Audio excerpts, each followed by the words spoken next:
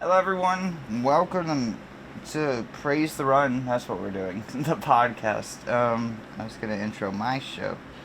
Patrick. I'm Ben. Patrick. Hey, This is Patrick. I'm Patrick. How have you been, Patrick? We're a couple days late, but that's because of my schedule. How have you been? Good. Yeah. Not too bad. I just woke up. The Everybody. same. I feel like I kind of just woke up. Been kind of in a lull since I got off work. Yeah. Well, I mean, Yeah. it's been like 2 or... What? You got at 2, it's been like 5 or 6 hours now. It's been like a whole day on top of your day. Yeah. Yeah, I was like, should I take a nap? And then I didn't take a nap. I just like watched TikToks. Yeah. So. Yeah, I took a nap. I lay down. I knew I was tired, so I wanted to at least get like an hour or 2. But I didn't think I was gonna sleep for 5 hours either. Yeah. Yeah, that happens. That's why I'm iffy on naps. Sometimes you don't really know how many hours you need until it's too late and you've slept the rest of the day. Yeah. You're speaking away from the microphone. Yeah, well, I mean, what do you want me to do? I don't know. It's not conducive to what we got. From the ceiling, like an announcer thing. A boom mic. Yeah. Yeah, look at you. I can look this way. Yeah. Yeah. I just feel like I should look into the camera. No. I mean we can. It's all There's good. a lot of looking. I'm trying to places I can look. Yeah. Fuck, dude. Yeah, I just woke up. It's been. I'm trying to get used to the sleep schedule. Yeah. Well, And you've reversed again. So. Yeah, and then trying to like do stuff during the day. Mm-hmm. On top of it, it's hard. Anyways, this is a video games podcast. We've been playing video games. Yeah. What have you been playing, Patrick? Just Neon White. That's all I've been playing.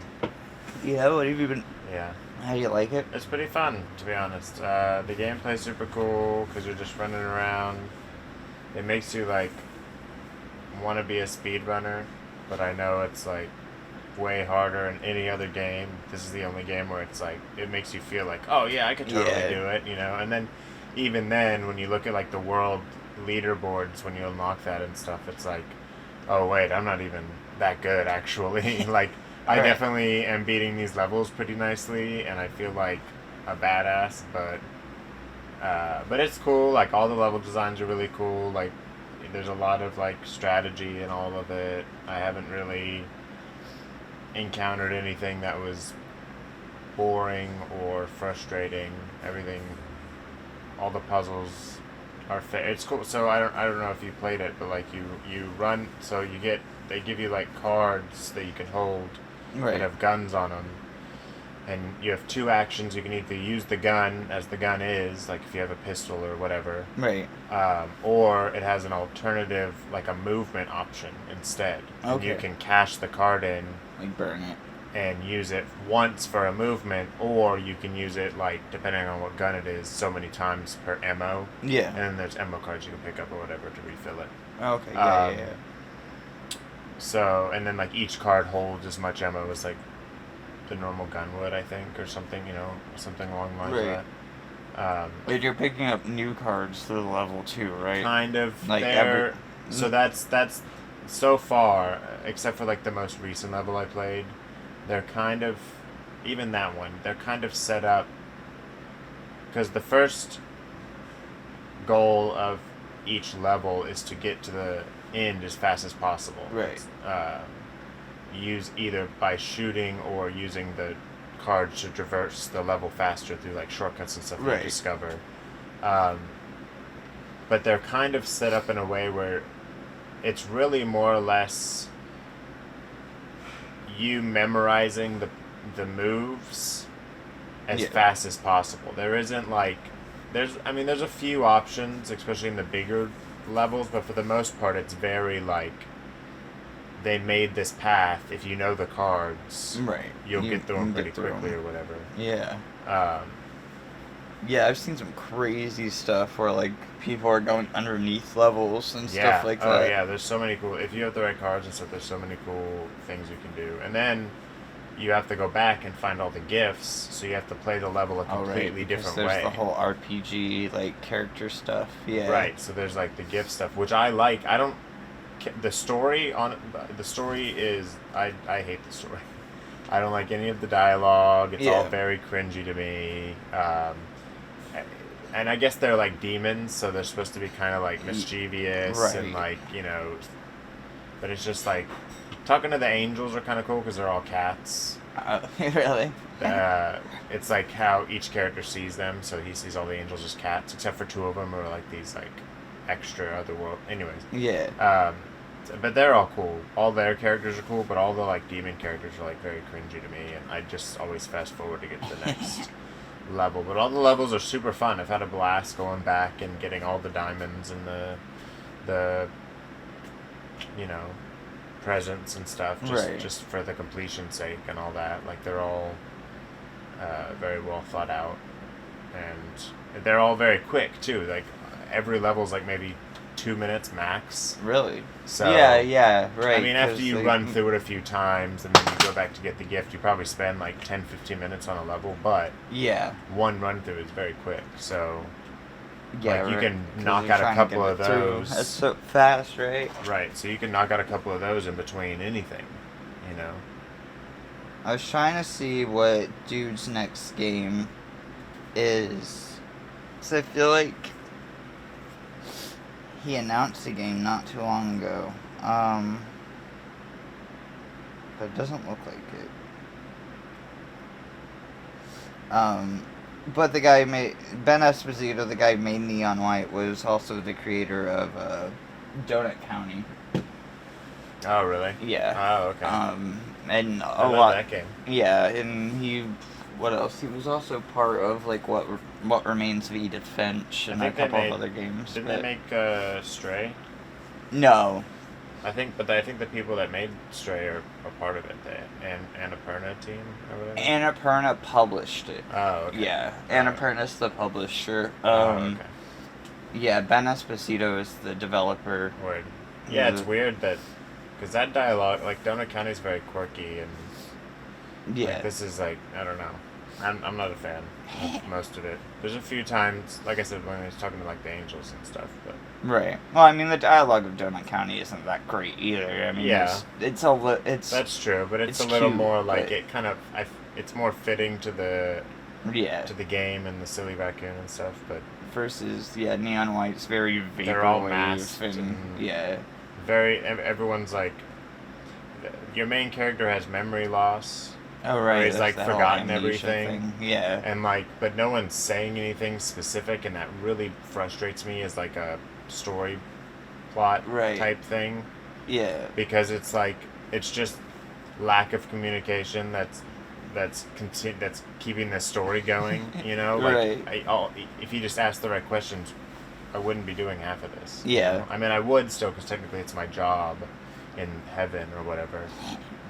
And I feel like maybe that'll lead up to something more, or it'll just fall flat at the end. I don't know. But yeah. there's so much like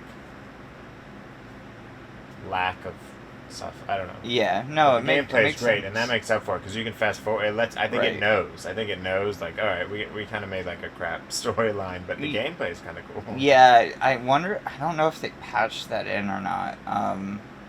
Because I feel like that's also it. Also counts to your speedrun time.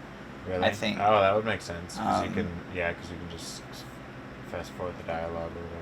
Yeah, so I'm not completely sure if the speed up for dialogue was in after the game came out or not, but Yeah. I remember that being the thing, and I remember when it came out that was what everybody said, was that I don't care about the characters, but the game's really cool. Yeah, there was nothing like that really. I don't know. I mean, I kind of like the idea, but for this kind of game, it doesn't truly make sense either, because it's Right. like they're going out to these places to like attack demons, but some of the demons are just like balloons that are just floating there. I'm like, well, what harm are these guys doing, really? Yeah. Like, so it's very strange, but just really rubs the right spots on my brain when I play. And I think it's the music too matches everything. So Yeah. you're just doing this the whole time. Like, yeah, I'm fast. I'm lighting it. I feel like I learned a new language because like sometimes you're playing and you're just pressing these buttons without even like thinking, and you're like, right. Oh man, I'm like. Yeah, that's the whole. I mean, that feels really cool. It feels cool. That flow state is what that game's made for sure. I've never played that CS:GO thing or whatever. Yeah, Surf. Yeah, but I feel like it's like a light version of that because you can't really like glide against surfaces, but there's a lot of that like mid-air doing a 360 looking for the next thing before you fall too fast or something. There's a lot of that, which is cool. Yeah, I've had a blast. I'm excited to play some more. Yeah, I wanna hear what you have to say about the ending. I don't know. I don't think I know anyone that beat it. I remember like the people that were speedrunning it and stuff like that were really into like the first handful of levels, and then once they started getting into like 3 to 5 minute range, it was like, well, this isn't as much fun to speedrun as it is to... Yeah, I haven't gotten into anything like that yet. I think I'm on like chapter 4 or 5 or something. Oh, yeah. Like one of the characters are dead, and again somehow I don't know how that makes sense. So yeah, there's like that whole thing, but nothing. The level, not even like the first boss level, was I think it was maybe 2.5 minutes. Yeah. Maybe 2 minutes was the diamond score or something, but. What are the so bosses? Far, so good. Are the bosses just other demons and stuff? Yeah, the first boss was another guy like you, whatever I forgot what you're called specifically, but you're a group of people. You're like in between heaven and hell. You're like good enough to be out of hell, but not to be in heaven, so you're competing to get into. Anyways. Right. But another one of them, I guess.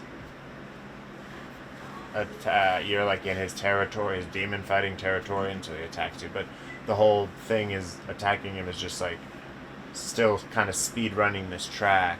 Yeah. And then at certain points, you find ways to knock his shield down and then attack him. But while still kind of moving. It's pretty cool. It's pretty cool. Again, that was also fun. That was a good. I feel like it was a good, because that's what I was questioning myself. I was like, how are you gonna fight a big demon or like something, like a boss type thing? I feel like so far that was incorporated well. That's good. Yeah. So we'll see how that reverses. Yeah, because I mean, in a speedrunning game, and you're trying to like kill a single target rather than try to burn through a level. That's interesting. Yeah. But hell yeah, man! I can't wait to hear more about it. Like, yeah, where it ends up going for you and stuff. Yeah. I heard a lot about that game, and then I feel like the end of the year conversation that year, it kind of lost all. I didn't lose all of its momentum, but it definitely like people stopped talking about it. But people were really high on it when it came out. I remember first seeing the reveal for it, and thought it was pretty cool. Yeah. Like an interesting thing, and the concept is cool. I like the idea. Yeah. It is nice. But come up with these wacky ways to do things. The reason why it's in the zeitgeist is that it finally did just come to Xbox. Yeah. That it is. It's a newer release on Xbox. It's been stuck on Switch for a while. Oh really? Yeah. Oh wow. Yeah, Switch and PC. I was gonna say I figured it was just a PC game. Yeah. I don't think. This shit's fun probably on a mouse. For sure. Because you can probably. Your clicks are probably what the. Yeah, I don't alternate know. cards are like right click shooting, left click is traversing or something. Yeah, I imagine with the mouse control, it's a lot more space. Yeah, I imagine it's a lot more conducive with the mouse. Yeah. But yeah, I don't know what happened with that. I don't remember what year that came out.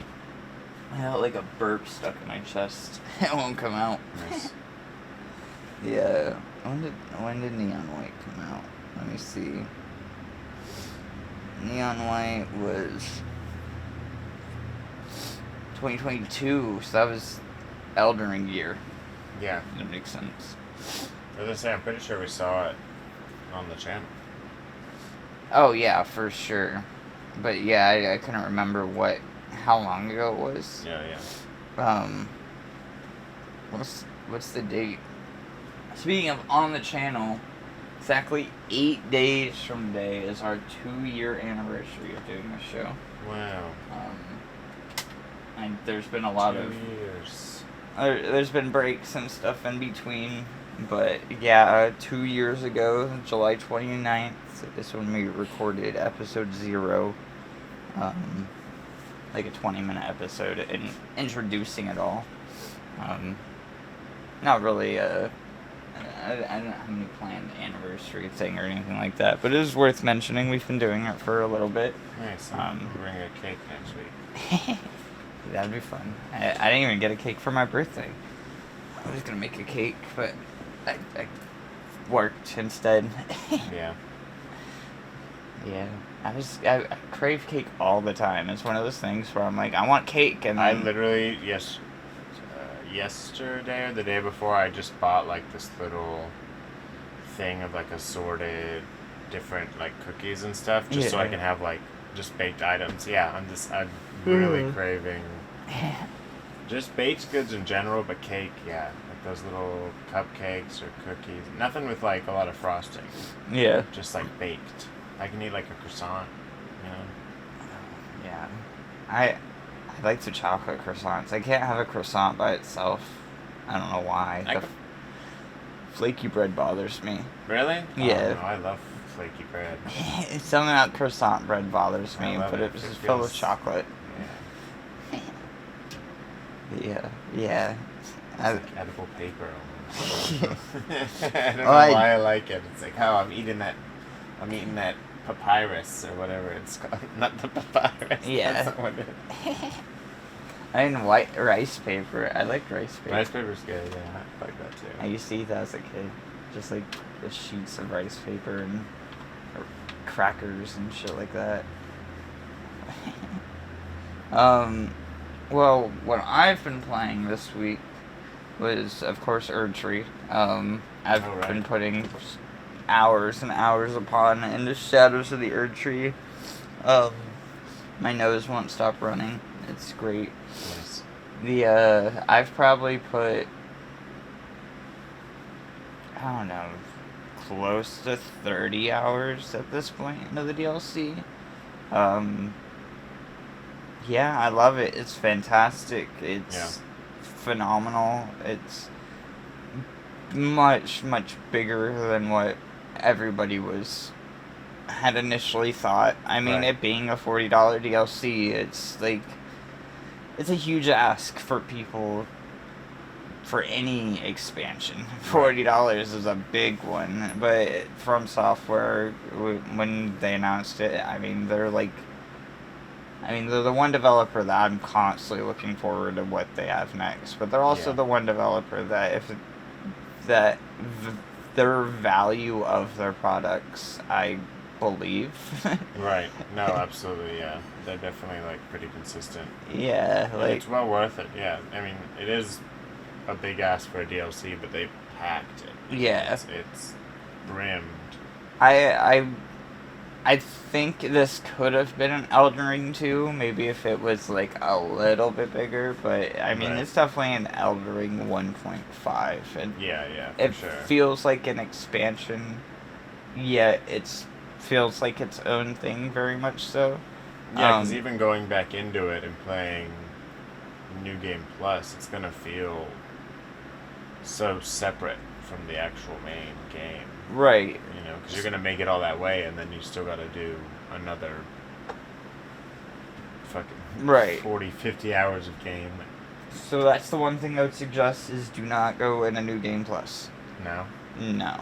Every time you go in a New Game Plus, it doubles the health pool and doubles damage of everything in the world.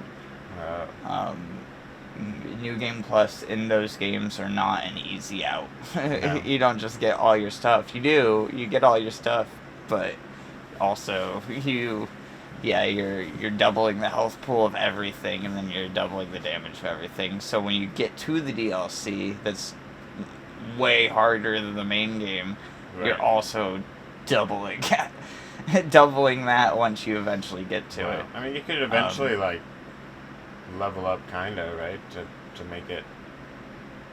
I mean, No. just as Elden Ring fair as it would be normally. I mean, people do it. People are out there. Right. Try hard. You're The Elden Ring Chads. this the soft cap of all your stats is 70. Oh really? Oh okay. Or that's the hard cap. I think the soft cap is 60. Hard cap's 80. All legendary weapons in the game are 70. So like that's usually where you max out, and then you're not doing anything by that point. Like putting levels into that stat, it just Right. won't even add a number or anything. Uh, So eventually, even with New Game Plus, there's a level of get good to that whole mentality. No, I mean, I figured with New Game Plus you would be able to level up again, like, because it's a new game. Yeah, Plus no, or you'd still whatever. you'd still be able to level, but you'd be level 180 something rather Right. than level 1. Yeah. Yeah. And so with the rest of the world, it's gonna.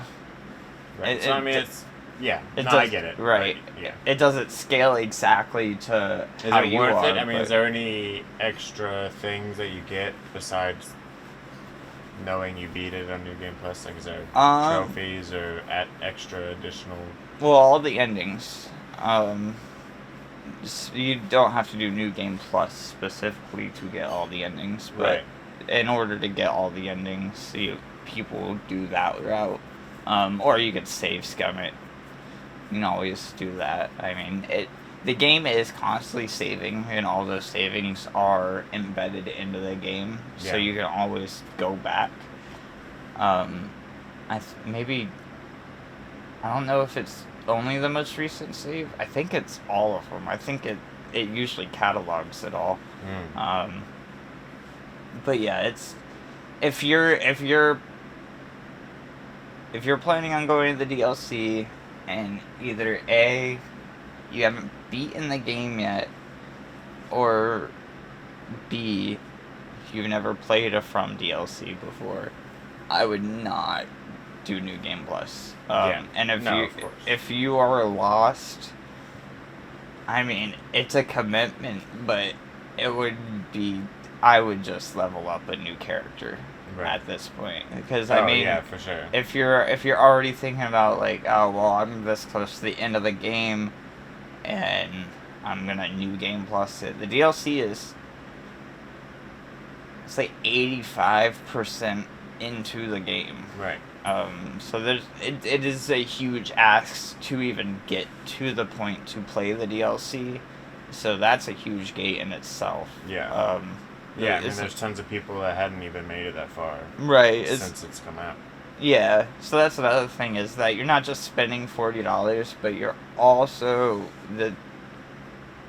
asking people to do like 65 hours, 70 hours worth of Elden Ring before they even get to that point. Right. And that's like if they're decent at it. Right, That's not like the casual. right. If you were just like bopping around and doing your own thing without any goal, you could easily be spending 100, 200 hours in Elden Ring before you even get to the point of, you might not even I mean, we talked about that when the DLC was coming out. It was like, even the idea of finding the DLC is super obtuse. You're right. Yeah, there's so many extra steps. Yeah, and side steps. Right, and that's how all of their DLCs are. So it's nothing new for this one specifically. It being so late in the game is pretty new. I think Dark Souls 2 also has like a super late DLC. But Dark Souls 2 had 2 big DLCs. Dark Souls 1 had 2 big DLCs. I think even Dark Souls 3 did. And then Bloodborne only has the 1. But they're all deep into the game, and they're all obtuse to get to. Bloodborne, your insight has to be a super high level. Right. And then you're able to see like the old god monsters finally. Right. And then they'll like there's one in a random spot. You can get it to trigger if you know where it picks you up, but it's just a random spot in the courtyard behind a bush. Yeah. And if you go behind that bush, the monster will grab you, and then it looks like it kills you, and then it sends you off into another world. Huh. That's pretty cool.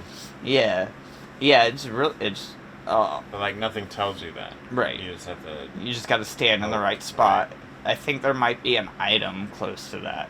So if you're like mid picking up the item and kind of like reading about, you're supposed to kind of like stumble your way into it. But if you do that before the DLC is able to trigger, you just die, because I think that can also happen. I think there's like a certain amount of game you have to complete to get into the DLC. Oh, right. So it'll just pick you up and kill you regularly if you haven't done that. That's right. Crazy. That's pretty cool. So then you wouldn't even want to go back. Right. And then Dark Souls 1 is the there's 2 DLCs as well for Dark Souls 1. They're both very obtuse. There's actually a few of the main game areas in Dark Souls 1 are pretty obscured. The Painted World is one. That one's a little bit easier to find, but nothing tells you can interact with the painting until you go up to it, and then you gotta know that it takes you to a whole another world. Right. But there's multiple places in Dark Souls that you either, it happens in all of their games, but you just do an emote in a random spot, or you like you drop an item. Right. There's another one, Dark Souls 1, if you sit in the crow's nest, it brings you to another world. Or if you go back to the original, or no, maybe it's the crow's nest. The crow's nest brings you to a different part of the world, which that is like it's the prison cell that you start out at in the beginning of Dark Souls. It brings you back to that area, and then there's an item that allows you to get into the painting in the Painted World. So even if you saw the painting way earlier, you might not even know that it does anything. Right. Until you have, I think it's like a voodoo doll that you find in a whole different part of the map. Yeah, there's a lot of stuff like that. There's also, that's not even DLC, that's main game stuff. The DLC is like, there's the 3-headed Hydra at the bottom of the basin.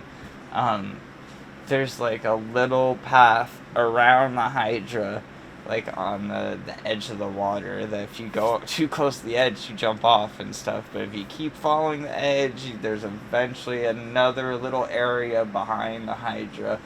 And then if you go far enough in that, there's supposed to be a little portal. And then you can't interact with the portal until that there's a random NPC next to the portal. So you can just walk up to that and be like, I don't know what this is, and walk away. Right, and then never go back. Right. So that's crazy. Stuff like that. But I mean, like, with these games, I always suggest like writing. If you're a note taker, good on you. But these games are definitely like, there's no quest log or anything like that. That's so true. it must be You have to log your own stuff. Right, or at least like I met this person at this place and blah blah blah, and at least kind of like keep track of like what has happened. Yeah. Because there's stuff that you just wouldn't figure out and stuff, and that's kind of like how these games are meant to be. They're up to your interpretation a lot of the time. So like NPCs and stuff like that, you just might not see the next location, and they might just appear somewhere else or whatever. Right. So just at least keeping a track of where you have seen things is a lot easier, I guess, than trying to think of where they're gonna be next. Right, yeah. But, yeah, I'm enjoying it. I wish I had more to say about, like... I mean, the gameplay is Elden Ring. It's phenomenal. I love it. I'm not doing a lot of the new stuff, but the new stuff is cool, and nothing against it. I'm sure if they had, like, the monk class well into the beginning of Elden Ring, yeah, rather than 90 to 120 hours into this character. Right, that you're so used to and everything. Yeah, I would totally, like, change my whole play style, which, I mean, that would be what New Game Plus is for. Right, to really hone on this new experience or whatever. Yeah, but yeah, I love it. It's great.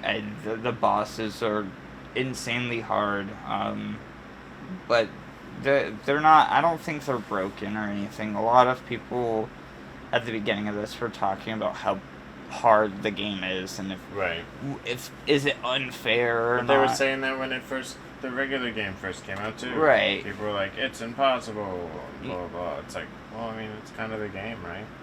Right, yeah, every single time we have this conversation of From Software is easy mode, is our game's too difficult conversation, and accessibility. I'm 100% of, like, no, they don't put in an easy mode. Some games can just be hard. Let games be hard.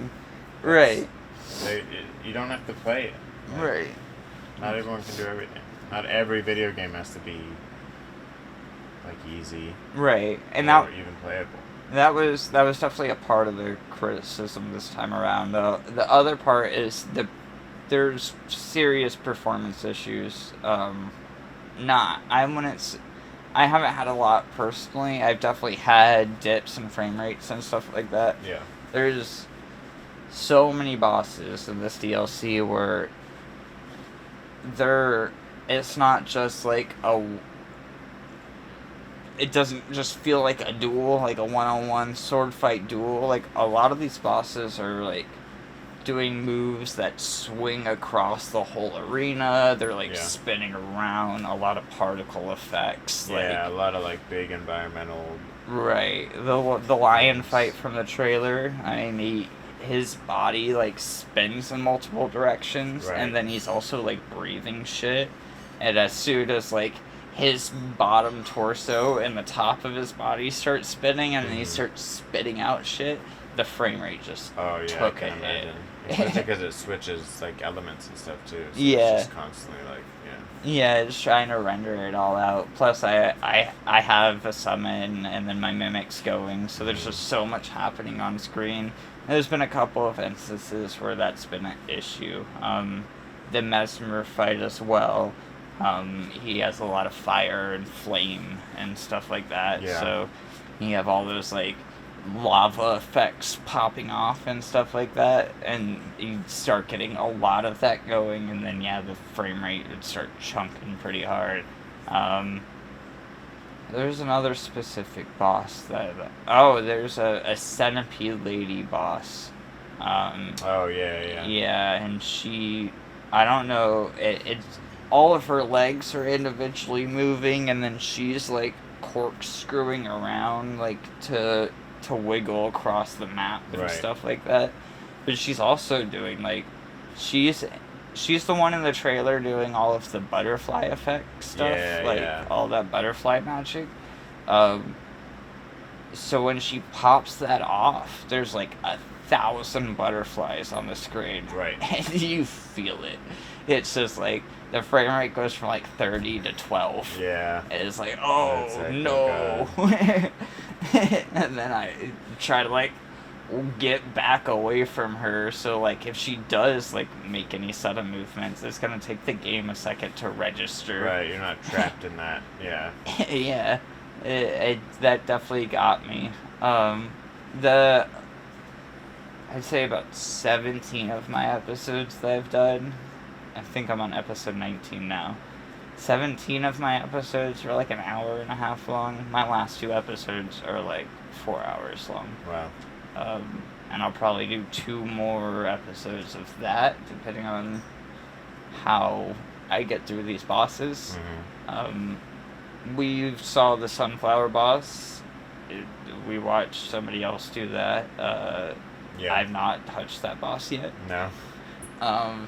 So I have that coming. I have Commander Gaius, or Goss, or I don't know how you say his name.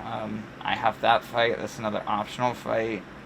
I have the next big story fight. The Centipede Lady was the last mainline DLC boss that I did.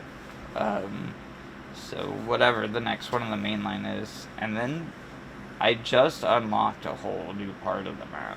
Yeah. So there's that as well. I think there's like, I mean, the bottom right of the map, I haven't really gotten much done at. I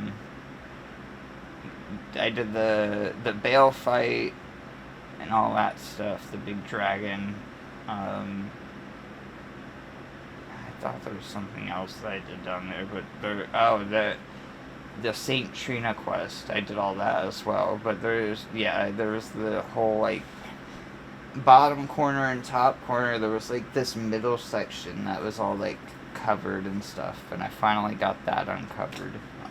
So I'm excited to see what that is, because that looks like is all just other optional stuff as well. Right. I'd say the main path of the DLC is like 4 or 5 bosses in total. It's really not a lot. Yeah. But there's so much They extra. just added so much extra stuff just cause. Yeah. It's like straight up like the main quest is so irrelevant to the whole rest of the world that's going on. And there's a lot of cool things that we talked about last week. The Saint Trina quest is all about the sleep, like, kind of stuff. And getting lore dumps on that was cool. I really liked that whole storyline. I can't wait to play more. That's the big thing. Is tomorrow I'll do like another 4 or 5 hour episode. Nice. And really that's all I want to be playing until I'm finished. I don't want to distract myself with anything. Because I will. Flintlock came out today, so I want to play Flintlock really badly. There was something else that came out recently that I haven't checked out yet, but I mean, yeah, there's plenty of games to play. I just don't want to distract myself away from the one I really want to play. Of course, yeah. Speaking of games got announced. I've had the screen on recording the whole time. We finally found out what EMEO is. Oh, right. Last week, Nintendo had a small little teaser for an upcoming horror game, a rated M title, which is the first one in a long time. I think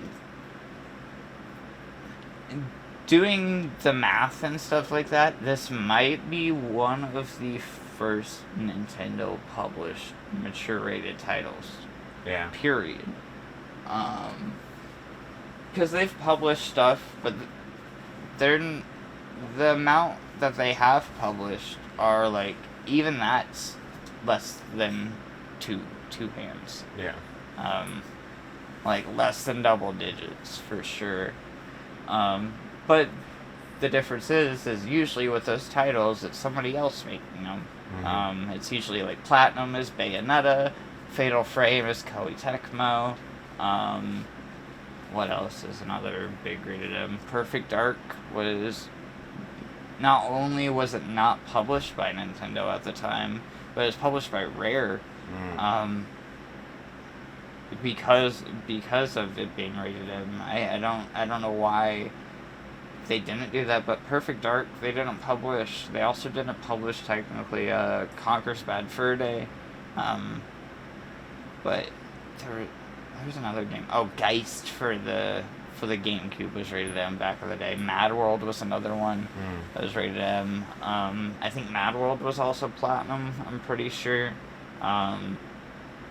And I don't know who made Geist. That sounds like another Koei Tecmo thing. Maybe Eternal Darkness was internally developed, but I don't feel like that's right either, because that was like an American team.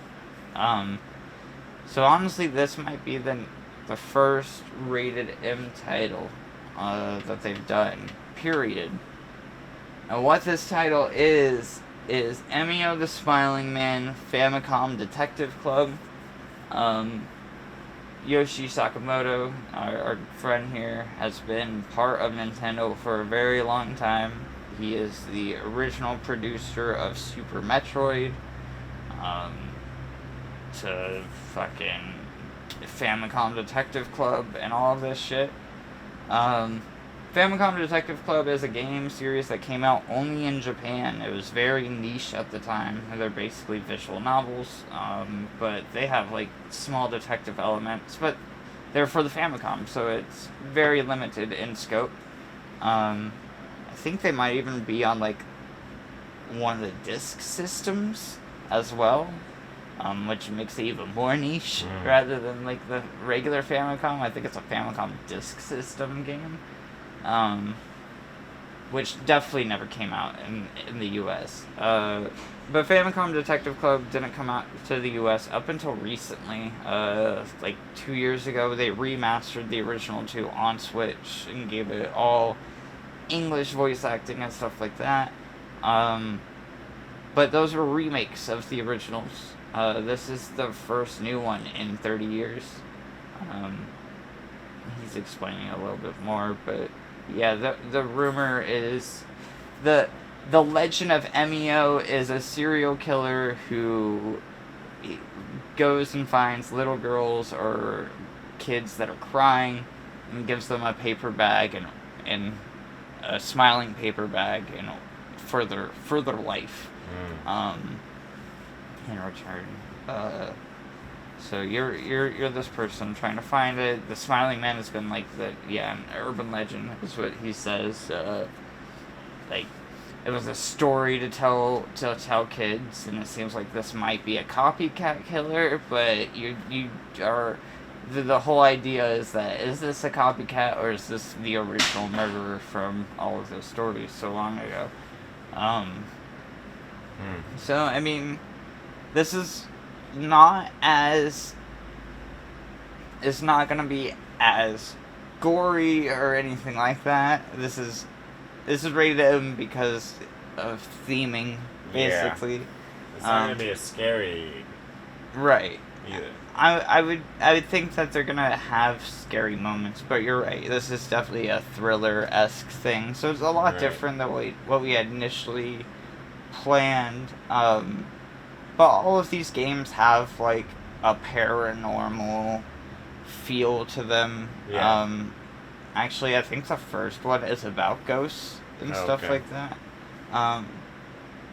Yeah, they're not necessarily horror, which a lot of people are bummed out about. But yeah, but they're going to be, like, midsummer type vibe, where it's, like... Yeah. Supernatural... Yeah, or something. I'd say that, or like otherworldly. I don't know about that psychedelic. It would be more like what's the movie that we watched? Memories of Murder, or any of those like hard. They're like horror. They're horror adjacent, or like. Right. What a weird set of movies that we watched. They're like buddy cop movies, but they're like they have like a weird undertone of like super in-depth horror. Yeah. What was the other one? Memories of Murder. God, those movies are really good. Bong Joon-ho and Park Chan-wook, some of the best directors out there. They do crazy stuff. So it's more like that. It's not gonna be a Fatal Frame. Yeah. But there is, I don't know, does that ruin the mystique, I guess, of what it is? It definitely tones it down. Yeah. It went from like, ooh, to like, right. Okay. I don't think we would have gotten a hard M-rated game. Right. Which, I mean, like, I don't know what that means at this point. Like, Yeah. I don't think we're gonna get a Grand Theft Auto or, like,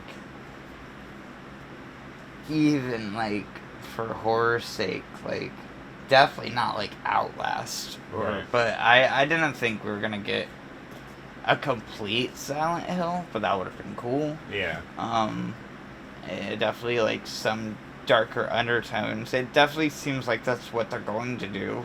The first two are rated teens, so there's definitely something that pushes it over the edge comparatively. Yeah, they're amping it up. Well, it looks like, it involved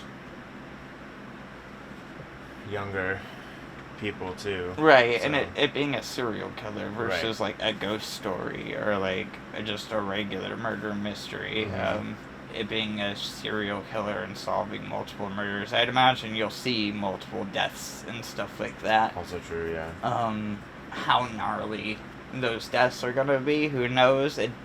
It's rated M for blood, language, and violence is what it is, but it's a PEGI 18 rating, which that's a jump.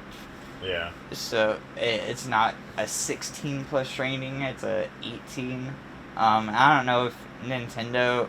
I don't necessarily know if the PEGI rating system, you could opt in for a higher rating. I would imagine so. Nintendo especially would be the ones to do that. Right. To be like, we think this is too adult for our audience, we should probably make this M. Better safe than sorry, yeah. Yeah. But we'll see, of course, when the game finally comes out. I mean, I wouldn't harken on an ESRB rating so much, even though I do find it interesting. The ESRB is a very weird collective of... Because it's not like a government body or anything, and it's not like... It's a part of the industry that a lot of the industry hates, but we have to have, because the only reason why they exist is so we have some self-regulation so the government doesn't step in. Right. But, of course, them being some organizational body in the video games industry, they're also the reason why E3 existed, and then they're also the reason why E3 died. Right. So, the ESA is a weird sect of the industry. But usually I wouldn't harken on it because usually it doesn't matter, but for Nintendo specifically, it being so infrequent that they even touch this kind of stuff, it is kind of crazy. Yeah. I mean, they've always had, like, ports of M-rated games, like Grand Theft Auto and stuff like that. Right. But even then, that's, like... that's more frequent now on the Switch with, like, digital games and stuff. But back in the day, like, with GameCube and stuff like that, maybe less than 20 rated M games. Right. Like, maybe. And then, same thing with N64. It was, like... I don't think the audience was really there either for those type of games. Right. A lot of... Nintendo's audience is also very weird, where it's, like... They're constantly adding new people, but a lot of the audience that they're making games for are people our age. Right. Or people, like, even 10 years older than us that have the fondness for the SNES and stuff. A lot of that audience is what's buying all this shit. And then they have kids, so they're introducing them to the Mario movie and all that stuff. But there is this weird part of the video games fan base where, like, Nintendo was kind of, like, skipped over. Especially during the Wii U era and stuff like that.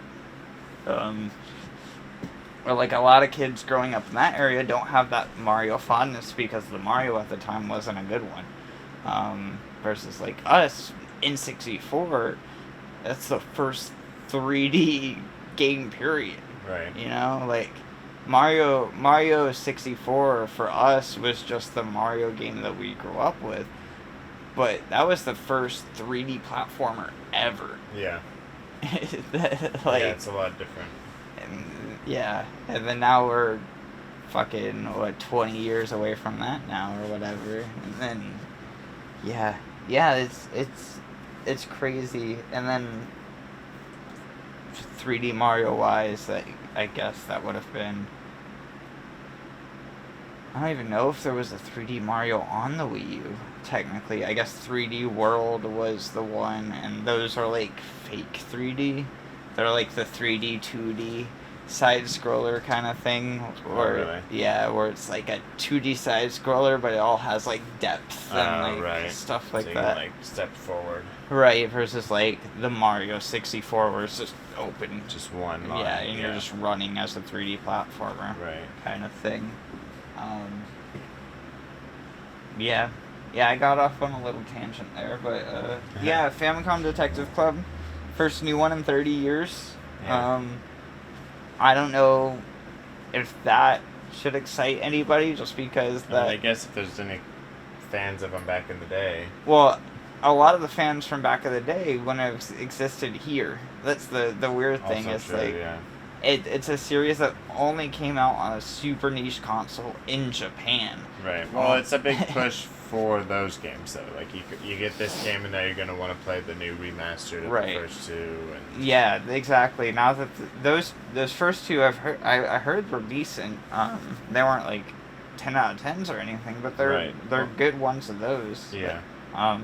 If you're an Ace Attorney fan, that's what they seem like. Yeah, kind of in that realm. Exactly, 100%. There is a little bit more of the 3D walking around, getting clues aspect to it as well. Yeah. There's a lot more of that, and then it seems like they're even going to be doubling down on that with this one. So maybe you'll find maybe that's also why. I'm excited that's not Blooper Team. Or Bloober Team. We talked about it last week, where the rumor was that this was like a Bloober side studio thing. Was kind of the thing. Was like, is this? Because Bloober Team is apparently working on a Nintendo exclusive, and that's still eventually coming. It's just the rumor was, oh, it's a horror game, and Nintendo's attached. This must be it. We don't know. I mean, Bloober is the horror studio, but we don't even know if that's the game that they're working on. Right. They could be working on a weird 3D platforming sunshine thing. Yeah, I mean, they are a horror studio, but that studio's been they've been ripped apart so hard for their takes on horror and stuff that I would not be surprised if they try to do something new. Just some weird off the wall right. Thing, which is why I was like, they totally could make a second studio that's away from the Bloober name and try something new with that, but yeah, that's not what's happening here. And that's kind of cool. I think it's also like another thing that people have talked about is that this dude, Yoshi Sakamoto, he's like part of the last line of the original lineage of Nintendo. Oh wow. Same thing with Miyamoto. Right. Miyamoto's like 75. Wow. And he's pushing it and pushing it. Right. That dude used to fucking chain smoke cigarettes like it was nobody's business back before, Yeah. That dude, when he was creating Mario, when he was like in his 30s, he was fucking. Anytime he was on camera, he was chain smoking and stuff like that, and I think he was like that up until the last. I think he still smokes. Pretty heavy. I mean, some people can do it for quite a while. It doesn't affect everyone. Right. I mean, he has the money for it for sure. Right. But Just buys new lungs. The reason why I bring that up is because we are definitely counting the days left of how long do we have Miyamoto, you know? Like, Right. Miyamoto has stepped away from directing of games. He's still, like, definitely part of all of it, but, like, the title that Nintendo has given him now is Creative Fellow, is what they've given him. And he kind of just does whatever. Right. He's the reason, I mean, the theme parks in the movie, like, he's kind of, like, grown up past the games, but, like, without him, we wouldn't have Pikmin, or, like, I mean, without him, we wouldn't have a lot of things, period. Right, yeah. But, like, most recently, like, Pikmin and the theme park again, the movie, there was another big series he was a part of. ARMS was another big one. He was a part of the, Miyamoto is really getting close in age, where he's along the line of, like, I don't know if that dude should, like, we should let him go outside anymore, kind of thing. But that dude, that dude's flying back and forth to LA constantly. Right. Yoshi Sakamoto is part of that lineage, where he, again, the original producer of Super Metroid. And then along with multiple other Metroids, including Metroid Prime and stuff. The Famicom Detective Club series from 30 years ago. That's him.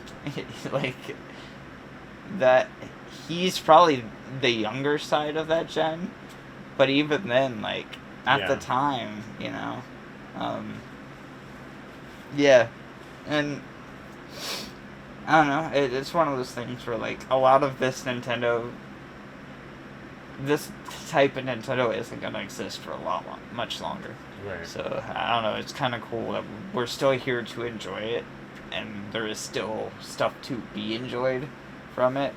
Because when Iwata died, it definitely was a huge blow to the company, and you felt it. You felt it with the games that they made, you felt it with the way that the company started carrying itself. And it took them kind of a minute for them to get back to, like, being a quirky Nintendo again. Right. Like, Iwata, for being a businessman, he brought a lot of the known swagger that we have for Nintendo. A lot of the Wii era and stuff for the GameCube era. Like, even with Reggie, before Reggie came, Iwata was there. Iwata had this series called Iwata Asks, which is I suggest anyone in the video games go read any of those. But he would do, like, straight up AMAs about development of games and Nintendo and stuff like that, and they're super insightful. Really? Not just on game development, but the history of Nintendo, and stuff like that. And a lot of that side of Nintendo doesn't exist anymore. So, like, that's kind of like the last piece of that we have. Right. At least the last bit of insight that this side of Nintendo. Because a lot of these dudes do keep to themselves. A lot of these dudes are very much like, you know, they do their own thing, so, like, nobody really knows what they're doing. Right. Nobody really asks what they're doing, so, like, when you have Yoshi Sakamoto come out for Metroid Dread or Famicom Detective Club, it's kind of a surprise, because Metroid Dread was announced in 2006. Wow. And then it finally came out, so, like, that was a huge deal. We'll be talking about more about Nintendo, I'm sure, in coming weeks. Yeah, Ideally not for for sure. the reasons that we talked about. But this creative, weird side of Nintendo is something I would like to see more of again. That'd be nice. Yeah, because we used to get a lot of weird shit. Yeah. I mean, it wasn't rated M, which is a big sticking point of this whole topic, but they just used to do weird, obscure shit. Like, the GameCube era was such a weird era for them. Right. And, like, they made Pokemon RPGs. Maybe they thought it was too weird and they, like, toned it down. Yeah, I don't know. Because again, Iwata died. Right. Like, Iwata was a huge driving force. Reggie is not the head of Nintendo America anymore. Um, Reggie, as much as Reggie was the head of Nintendo America, and Nintendo America is pretty much a glorified law firm. Like, Treehouse is based out of Nintendo of America, and the Treehouse crew is very quirky. Yeah. And they're the reasons, like, why we get, like, the Mario and Luigi series, and, like, Yoshi Right. and stuff like that. Like, they they do a lot of weird, like, Japanese specific things.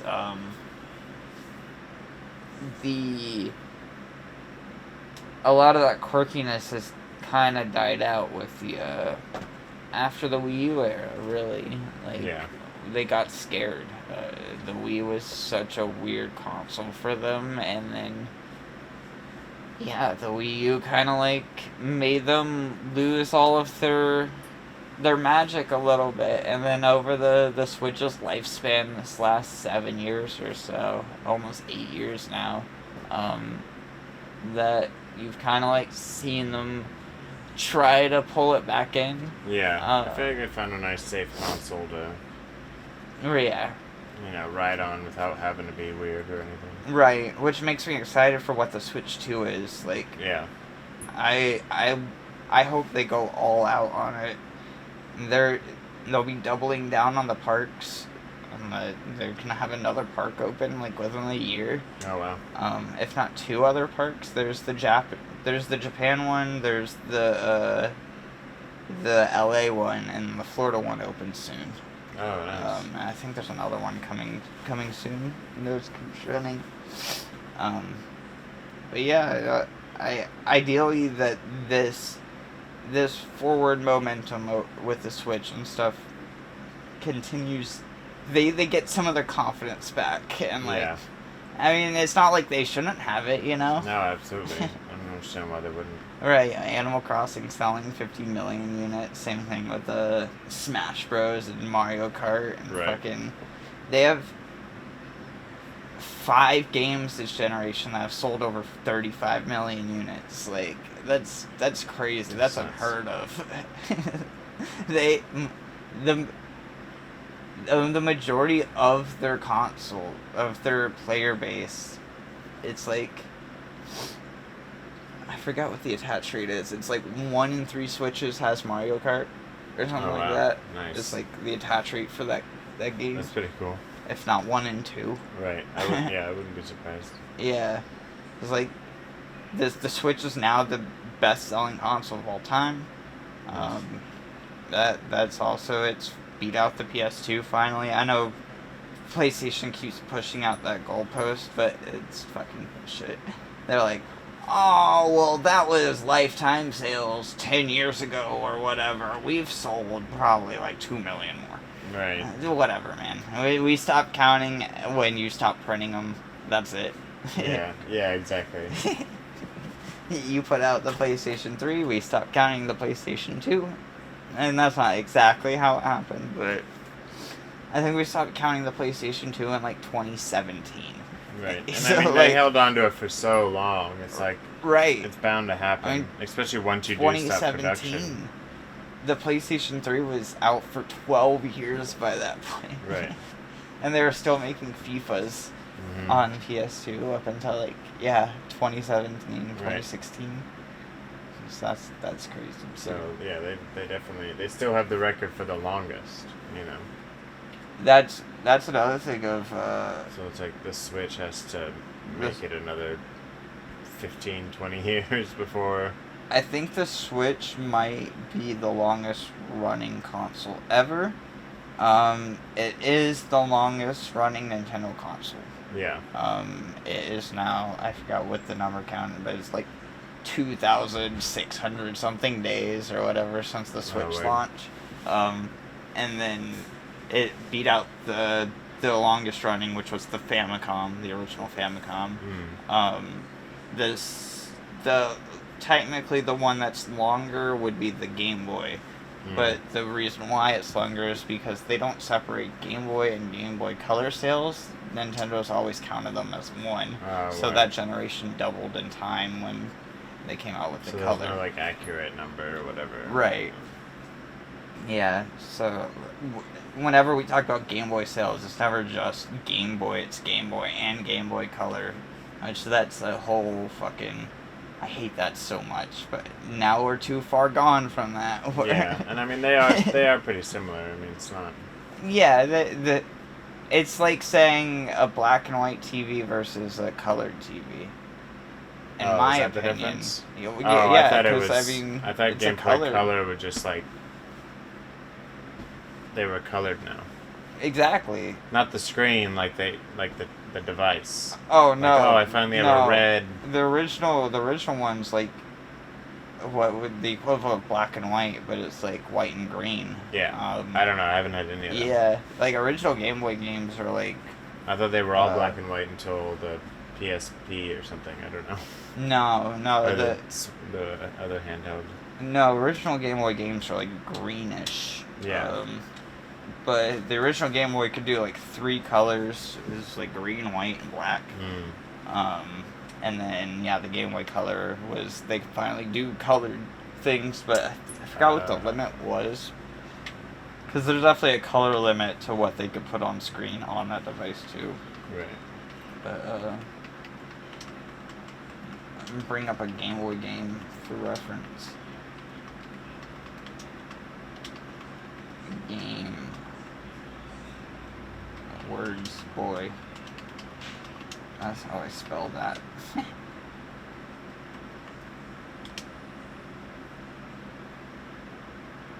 I've got to love a commercial for a commercial.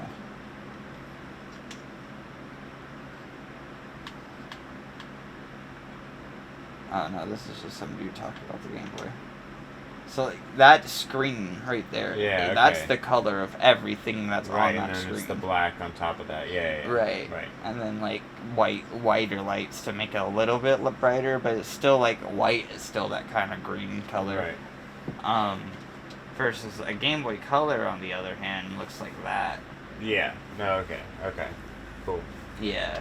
Or you have like, I think it's up to 8 colors on the screen or something like that at time is the limit. That's pretty cool though. Yeah. Evolutionary. Okay, so I can see why there's a little frustration in the sale. So with that though, the GBA is a different console entirely. Oh, the Advance? Yeah, the Advance is a different console. It's like a different shape and shit. Yeah. Different hardware. Like I think the processing power in both of them are different versus like the color and the original are the same. Yeah. But even then, it's like I couldn't play my color carts on my regular Game Boy. You know, I could play my regular Game Boy carts on my color, but it's definitely a new console. Right. That it's semantics, but it's. I feel it. Definitely something. But it's way too far gone now. Yeah, we can't start counting it now and acting like it's been that way the whole time. Other things for news, I had a list of things. This one is particularly for you. I'm going to bring an article up to help me word this.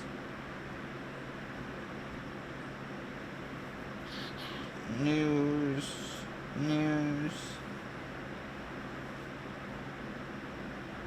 This comes from IGN, Brian Densdale. Ubisoft has canceled the Driver TV adaptation, but is instead working on projects related to the beloved racing series. Speaking to GameFile, Ubisoft confirmed it has canceled the TV show, which was announced in 2021 as a collaboration with streaming service Binge, and not heard from since. After dissolving film-related subsidiary Hot Rod Tanner LLC, they named the studio after the Driver protagonist. It said that we are no longer moving forward with our partnership with Binge for a Driver series. We are actively working on other exciting projects related to the franchise and can't wait to share more information in the future. Ubisoft hasn't been particularly kind to the Driver franchise. Yeah, that's true. Is there anything else to add to that? No word on a franchise reboot came alongside it, though, and Ubisoft's latest comment that exciting projects related to the franchise still leaves all things Driver up in the air. The fact that Ubisoft is still thinking about Driver, you are a fan of the Driver series. The Driver games are fun. I grew up playing those when I got a PlayStation. Yeah, and so I thought that would interest you. Yeah, I played those for Yeah, a while. yeah. The last one was San Francisco. Yeah. For the 360. I think they've made like 2 mobile ones since really? then, but I mean they're mobile games, so it's very rarely do we hear a mobile game that's great and breaks out of the Especially mold. when you're just driving. That's the thing. I couldn't even imagine a Driver TV show to be Yeah. very fun. I mean, there was a storyline in the games, and you could get out of the car for the story, and there was a character and blah, blah, blah. But it's like just another, like, really the whole point of the game was to just drive around in cars. Right, and you're like possessing cars. Yeah, right? like you're not. That's what I remember from You're the not. Like none. I don't. None of that. It would just be like Too Fast, Too Furious or something. game. Right. Or Fast and the Furious. Like I don't. No. Yeah. There doesn't need to be a show or anything. Make another game. That'd be cool. I'd love to drive around. I love driving around games, but like a new Driver game would be sick. So I that was part of the question I wanted to ask was what would you want from that? yeah, probably just a new game. I couldn't see any other way. What does a Driver depict game it. to you look like now? Is I it mean, I just don't know. back to the old style? And is it an open world Driver game now? I mean, at this point, I feel like it'd have to be open world. Everything's pretty open. Yeah. I don't know. It'd be nice. I wish there was. I mean, it'd be nice if I could like drive around and then collect cars and drive them. I mean, I still go on Grand Theft Auto. Not recently, but that was like my big thing was I just like driving really fast for no reason in vehicles and then, you know. Right, 100%. Mindlessly weaving. So if you can give me something like that, because that's what I did in the first one. You couldn't even get out of your car. Right. You just had to earn new cars, I think. Right. I remember the action being like okay, but I don't remember it being like revolutionary or anything. So I do think that they can make a modern Driver game. I just don't know how. What do you do? Yeah, to make it pop? What would make it different from? Because it was cool then, because it was like the cool thing. Right. But now it's like you can do that in so many games. Right. And you're not getting a bunch of car licenses for this. Mm-hmm. Like, there's no way in 2025 or whatever, when this game finally does start being worked on, you know, like fucking Porsche or whatever isn't gonna give up their license. They already have so many video game things. Like they don't have to. And then that's another thing with car licenses that's weird too, is a lot of those car licenses only last for like a few years. So even if a modern Driver game comes out, then are we gonna have to worry about in like 2 or 3 years it getting delisted and thrown away because of weird licensing? But honestly, that's like, I mean, what is Driver? If Driver without the guns is just driving, then is that just Forza Horizon? Is that... Yeah, absolutely. I mean, you'd have to make some sort of story where you're driving. Yeah. No, I mean, there's so many other games now that do that. It would be hard to just make a game. Yeah. So do you where you're just doing that, but you know. So I guess you do double down on Hot Rod Tanner. Yeah. the protagonist, you know. Maybe give him some other things or something. Right. But like, don't make a movie or a show. Could Watch Dogs, or could it be Watch Dogs to you? Would you be fine with a Driver that ends up being Watch Dogs? No, that's weird. Because, I mean, that is the I'd rather it be like a driver that's like. Well, I guess Ubisoft has other driving games too. The Crew and the Drive Club as well. What if you're just like driver, but you're just like for Uber? I mean, Crazy Taxi. Like a Crazy Taxi, but you're Uber. Crazy so Taxi's it's like coming. More real. Yeah. That if. Like less goofy, more real. I forgot there was a game.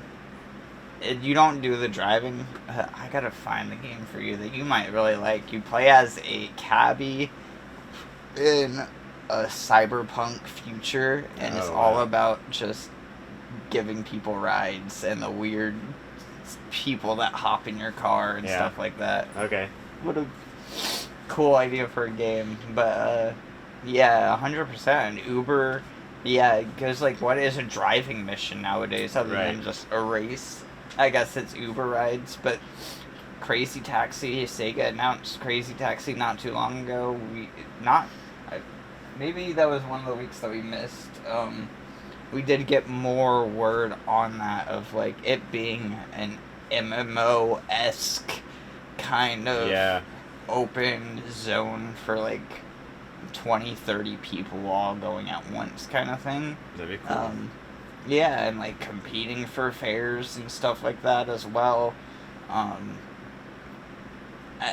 modern Crazy Taxi makes sense to me where, especially, it could be a free-to-play one. I ideally wouldn't be, but it's probably going to be. Because you could put licenses, you could put all of these things. It's not serious at all in its setting. That's it's kind its of own like thing, the whole point of it. Yeah, it's an established but now with Driver, there's been so many things that have come after it that have kind of covered what it's done. Right. Yeah.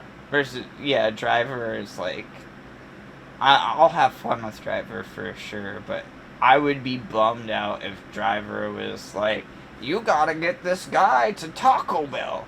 Yeah. But that's exactly what I expect from Crazy Taxi, and I expect it as soon as I pull up to the Crazy Taxi Taco Bell, it to make the bong, and it to be make the chihuahua sound and shit. Like, that's Crazy Taxi to me. It's a complete 180. But I think a modern driver could be really cool. Especially the possession mechanic of, like, jumping from car to car. Can you do, like, maybe if you're some sort of car ghost. Yeah, could you do a Fast and the Furious thing where you have 4 other players? Could you jump from car to car to car to car? That kind of stuff. I guess that gets rid of the Hot Rod Tanner being the main protagonist, but could Hot Rod Tanner be a old busted up Bruce Wayne? Oh yeah, he was a ghost, right? Just be a ghost. And, That's funny. Yeah, dude, that totally makes sense. There's a lot of cancellations I actually have right here on my list. The next one is Crash 5 got canceled. That was kind of... I would have said no shit to that personally, but when Activision got bought up by Xbox, so did all of its studios, of course. Toys for Bob, it was one of those studios. Toys for Bob did the Spyro Insane Trilogy, or the Spyro Reignited Trilogy and the Crash Insane Trilogy, along with Crash 5. I know Vicarious Visions helped with the Crash one, which is Vicarious would end up doing at the same time as those. They would end up doing the Tony Hawk remake. Oh, wait. Both would end up inevitably getting swallowed into Blizzard. Toys for Bob has kind of always been its side studio as well. Thank God that they've kind of like been on the side, but they've always done support and stuff for those games, like Call of Duty and stuff. But Toys for Bob has always been a very kid-centric studio with before that they were the Skylanders people. They were the Spyro people. Oh, wow, like yeah, that's them. Very children. Yeah, and they've been Toys for Bob has been going since like the early '90s. Oh wow. So they're very prolific by this point. When Activision got bought out, Toys for Bob bought their independence back. Oh nice. Along with the IP. So technically, I think Activision still owns Spyro and Crash, but there's a couple of other things that Toys for Bob did end up taking with them. I don't know what the extent of that is.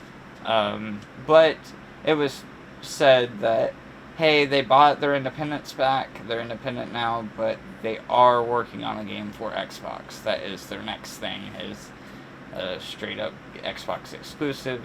What is that? We don't know. We have now found out that whatever Crash game that they were working at the time is now canceled. Because they did Crash 4, and then shortly after that, they did like that weird party Crash game. I don't know if you remember that, but it's called Crash Team Rumble. And it was I think so. Yeah, it was like a weird tag almost. It was like Smite, but with Crash characters. Oh, weird. Yeah. Huh. It didn't do well. It was very weird that they Yeah. even attempted to do anything like that. Like, it almost seemed like a multiplayer mode of one of those, like, one of the original Crash games. Right. Like, how it would come with, like, balloon fight and stuff like that. Right, yeah. It seems like it would be a mode like that. But they just made it a side free-to-play game. Full size game or Yeah. whatever. Huh. Yeah, very weird, a very weird choice, and that came a few years after Crash 4 came out. Crash 4 sold pretty well. It didn't sell well enough. Yeah. I think it sold well over 5 million units, so that's amazing. Right. But the Insane Trilogy is probably closer to 20, and it's not Call of Duty. Right. So anything compared to that is just not gonna cut it for Activision. Yeah. And same thing with Xbox is what we're coming to find out of with the way their whole thing is going. I didn't write that down, but Xbox is going through a lot of weird things as well. Along with things getting canceled, this one isn't necessarily Xbox, but Paramount has announced that they are canceling the Halo TV show. Oh, I didn't know there was a Halo TV show. Yeah, dude, they're right. So it would have been season 3 of the Halo TV show. No clue. The Steven Spielberg produced Halo TV show. At least the original version of this show was supposed to be Steven Spielberg and Peter Jackson, and that was announced in 2008. Wow. And then it was so 2022 is when the first season finally came out. And then, now after Master Cheeks, do you not remember us talking about that on the podcast? Master Cheeks? They they did a sex scene with Halo. Oh, really? In the Halo TV show, Master Chief fucks an alien, and then you see his ass, and that was the whole thing. I don't think. Did we talk about that? Yeah. Wow. I don't know how I forgot that. That was a while ago. That's crazy. I bet you they're so mad about the Fallout show. Oh yeah, dude. So that's another. What? Yeah, that's probably a reason why this is like getting canceled. Yeah, they're embarrassed. Wow. Yeah. They were number 1 in like 1 episode. Right. Honestly, they should be embarrassed, like with how bad the Halo TV show is. Like it's not no even reason. as hard as Fallout. Right. Either. Like the Halo lore and world is so. It's so specific. Simple and not simple. Simple, yeah. It's simple enough. Right. Yeah, it's a silent protagonist, and there's so many books, right, and lore that's been built for so long, right, and then there's really no reason why you don't have enough blueprints to build a great world. I mean, I've never seen the show, but right. Maybe that's why, because no one's talking about it. Yeah, I saw like, I don't know, maybe 30 minutes of it. Mm-hmm. I could not sit through it. Really? Um, Yeah. I mean, like I was in the Fallout world in the first, you know. yeah, yeah. So that's another thing I've written. I didn't write down, but it was part of this whole slate of TV news. The Halo TV show being canceled, it not doing numbers at all for Paramount Plus. They are. It's not 100% canceled. Like Paramount wants to sell it off. Is the plan. Everybody's like Netflix should buy it. I think they should just fucking Yeah. I mean, get they've rid already of that come this show. far. They should fucking delete that show, Just reboot delete it. Yeah. That, honestly, it's so poorly received. It's like, why even Right. Why even give it a continue? second try? Yeah. Like, the people that are going to buy that show are buying the IP rights and not the cast and the crew and all that other bullshit. But that's what they're trying to pitch. Is Right. like everybody's season 3, and we're trying to sell season 3 of the Halo show to whoever's gonna buy it. But really, it should just be a new Halo, whatever. I mean, that goes for the whole fucking thing, in my opinion. Yeah. I mean, they All kind of of fucked up Halo. with the game too. Yeah, all of Halo just needs to be ripped out and then fucking put back in. Yeah. It's I mean, I was never like super big into Halo, but yeah. I read a little bit about it. Yeah, I like those original ones, but like it's just such a bummer. It's such a prolific franchise, and like that specific franchise makes a lot of people happy, and it's just been in such a downward spiral since the 360 era. Yeah. And they haven't been able to catch a break. 343, I would say, has never put out a game worth the Halo people's time. Right. Like the people who play Halo, they everything that studio has made has just been like poorly received from the community. And I don't get it. I don't get why that team keeps getting chances like that. I don't get why they keep doubling down on their bullshit. Yep. Going from like Halo 3 ODST. I think Bungie did that. Maybe Bungie did that one. But Halo 4, Halo Reach, Halo Wars 2, yeah. It's insane that studio keeps getting another go around, you know? I mean, they sell a lot of Halo money, I guess. But that blows my fucking mind because that's the Xbox series as well. Right. Xbox is Xbox because of Halo. Yeah. That's why. That's exactly why. And we can't get Halo right. They don't have to anymore because it's like, man, they're so connected to Xbox, they can just do whatever they want to Halo. But that's the fucking Xbox isn't selling. Xbox, they're digging their own grave. That's their fault. Right. But it doesn't mean they can't do it. Xbox is selling less than 1 million units every 3 months. That's what we're at right now. Mm-hmm. That did change as of recent. I should have written it down as well. I had a bunch of things written down last night, and then there was a couple things I meant to write down. Is that the NCAA football, the new college football game, I don't think it's NCAA this time around. I think it's just EA college football, is finally out. And it is killing it. It is insane how much that game is sold. It is number 3 within its first week. Wow. Not just its regular first week, its early access week is number 3 of the most concurrently played games, next to Call of Duty and Fortnite. Wow. All of those people playing that right now paid over $100. Wow. People love their sports games. Now, there's a reason There's a reason why this one specifically is a big deal is because there hasn't been a college football game since 2014. Oh, really? The NCAA has been in a legal battle with the whole, pretty much all of the league has been in a class action lawsuit over the rights of players and stuff like that because of pay and stuff. And that's always been a part of the NCAA games is that while these teams exist and stuff like that, we don't put player names in the games and player likenesses. Their numbers are there, but we don't put it in the games because we can't pay the players. Right.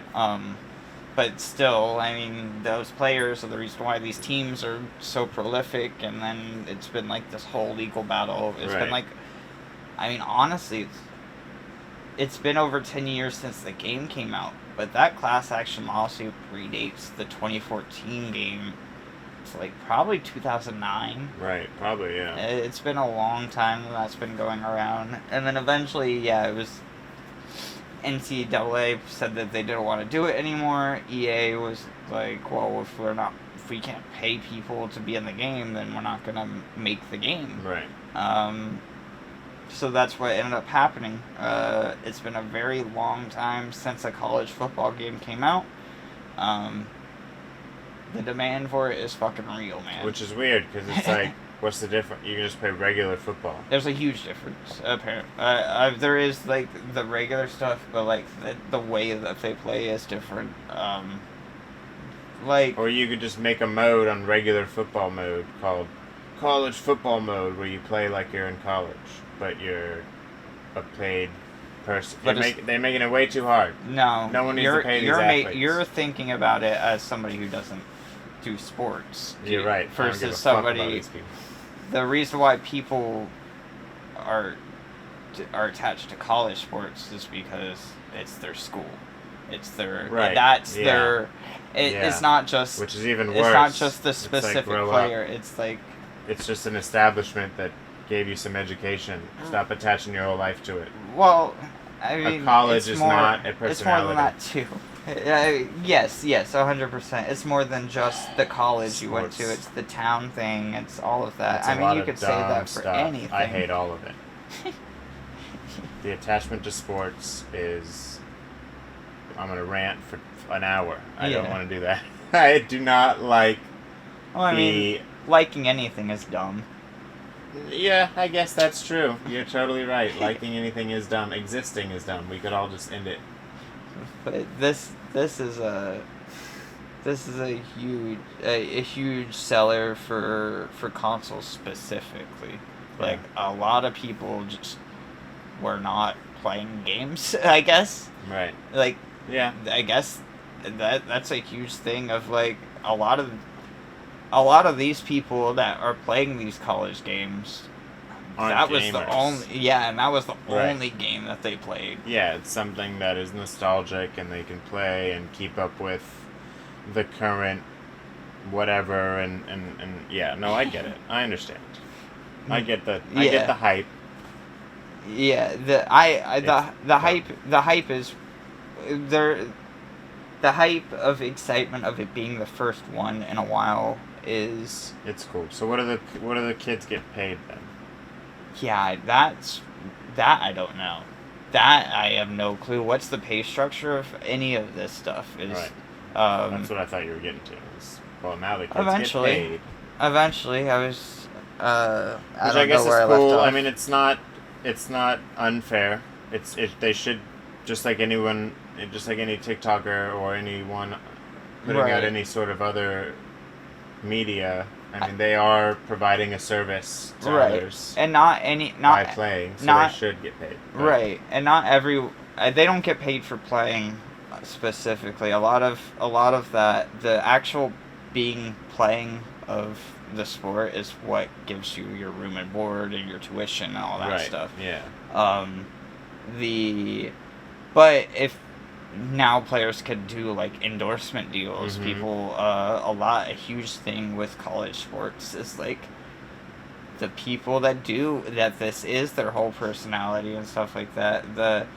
Not just like Joe Schmo working in the fucking gas station or whatever. No, I'm talking about like the multi-millionaires. No, absolutely. Where Yeah. those are the whales.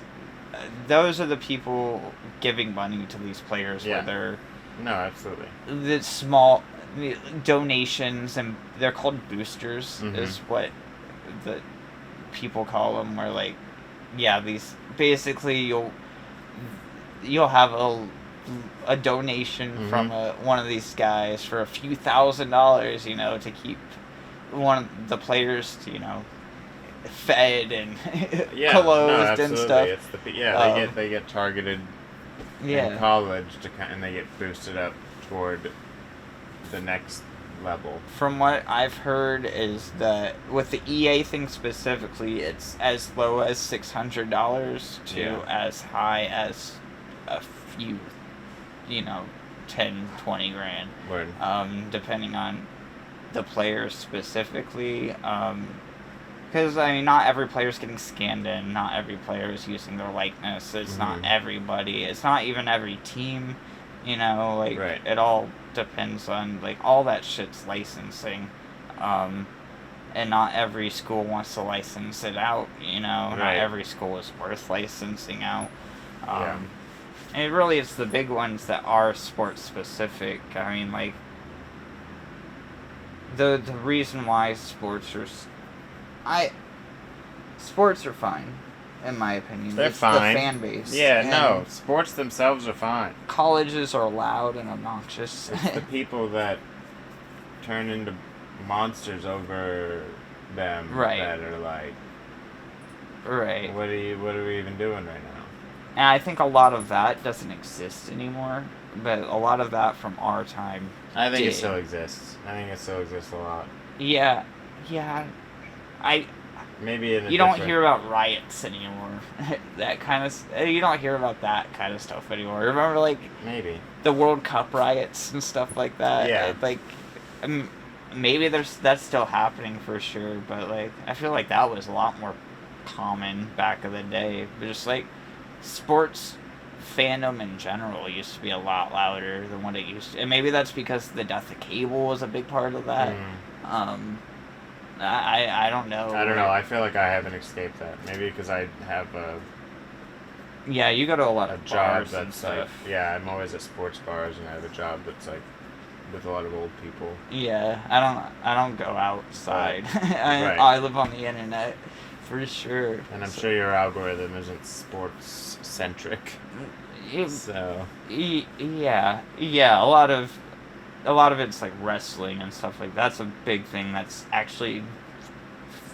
gotten a lot bigger than what I remember. I feel like a lot of people that's gotten bigger because wrestling. Celebrities can get into it. Yes. You're not gonna get. It's a lot harder for a celebrity to get into a basketball team. Right, but so many celebrities can be like, oh yeah, you want me to train for 6 months and then fucking threaten someone else? Yeah, I'll do it for some more cred. For sure, but that's always been they've always had. No, for sure. That's always definitely been a thing with wrestling in general, but I feel like even more so just with not even celebrities, but with influencers, which is a different branch, like them especially. Yeah. It's gotten more hype. Logan Paul's really good at it. Logan Paul, yeah. Him and his really brother pumped it up. It. They did the Creator Clash stuff. There's been a lot of different... Yeah, Creator Clash is weird because, everything from the Creator Clash all the way up. What the Paul brothers is doing compared to Creator Clash is, leagues between each other. Right. Well, one's helping themselves, and then one was...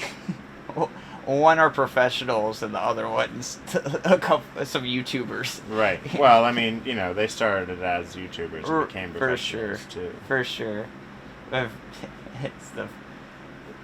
I would love to see Jake Paul in an actual Jake Paul does actual boxing, but him versus any one of those people in Creator Clash. Yeah. If iDubbbz bulked put him up, in the ring. I think if iDubbbz bulked up, I don't think that'd be possible, to be honest. Yeah. But if he could, if he could, I think he's smarter than Logan. I think he.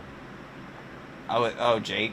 Yeah, because Logan's the wrestler. I don't know. Logan. That's another thing. They're all just one person to me. I Yeah. see them on a TV, and I'm like, that's that one guy that's somehow two people. Jake Paul is the one that was on Disney Channel. He's the younger one.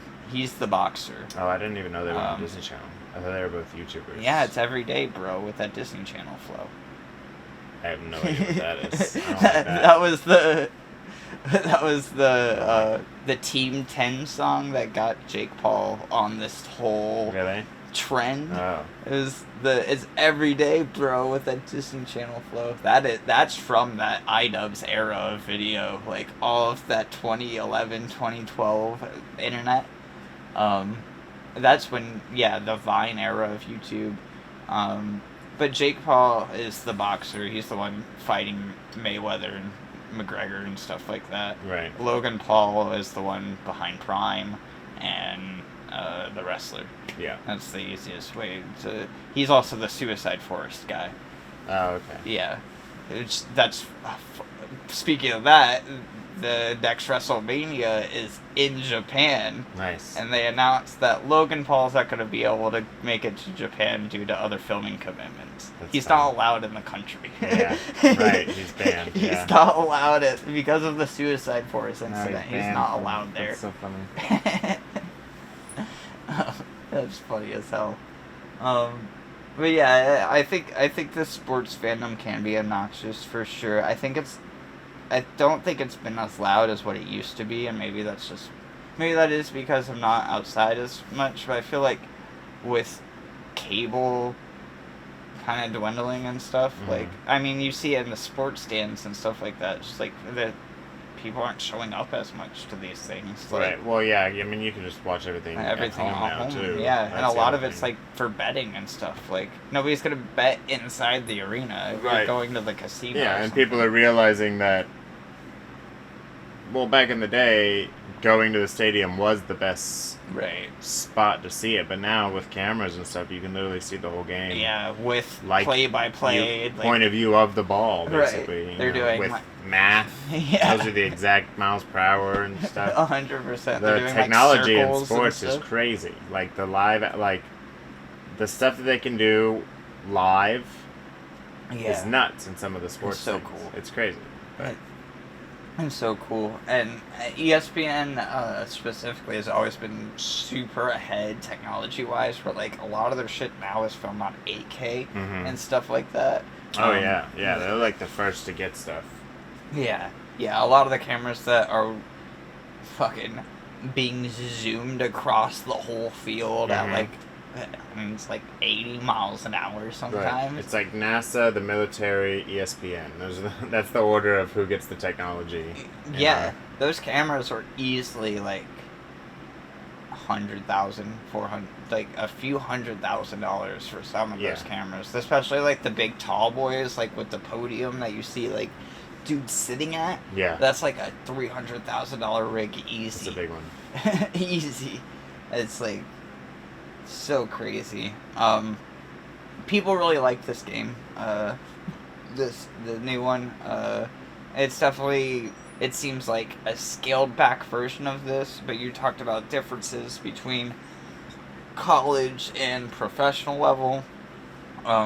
What I've ascertained is that college level sports specifically is a lot more play-by-play, where it's a lot more in-the-moment kind of stuff, versus professional sports, like with football, is you have a play and you're sticking to that play. Oh, weird. Like, it's a lot of, I'm setting up all my guys now, and they're setting up all their guys now, and we're kind of like gonna do that thing, versus like college, we have that kind of play-by-play, but like the quarterback can throw it to anyone on the field if they're open, and that's how I got to do it. Right. And that's